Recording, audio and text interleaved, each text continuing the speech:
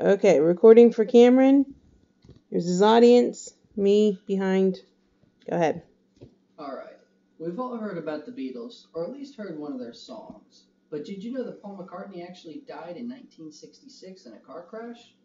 He was supposed to be one of the main precedents in the development of rock music, but did he do as much as we thought he did? The Beatles were supposed to be the epitome of rock, but were they real?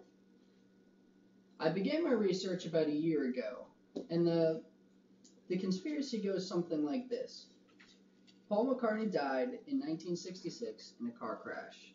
When the band found out, they thought that the fans, the crowd, would have mass suicide rates. So they brought in an imposter, a fake, and put him through extensive surgery to cover up the death. They were also forced to do this by MI5, which is a British intelligence agency, and they were threatened with death if they told anyone. So John Lennon left clues, which I will get back to, in songs and albums. He also tried to move out of America in the later years, and MI5 had him deported and brought back to Britain. Now, here I have the album cover for Abbey Road. First here is John Lennon in the white. He's dressed in white to look pure, to represent the priest at the funeral. Here we have Ringo. He's wearing black to represent the man going to the funeral. Here is Paul. He is barefoot to represent the dead man walking, and he has a cigarette which is also known as a coffin nail. His stance is different than the rest of the men's because to set him apart. And here we have George Harrison, who is supposed to be the grave digger. Back here we have the police van and Maxwell, the main officer of the MI5 that had threatened them, standing in the background watching them. And these three cars here make a line directly through Paul's head to signify where he had his head split in half and was decapitated. Gabriele Carlesi and Francesco Gavanesi researched to disprove this, but what they found actually shocked them. Gabriele was a forensic pathologist, and he researched craniometry identification, which is the identification of skull fragments. Francesco was a computer analysis worker. They both took photos of Paul prior to and after 1966 and compared them.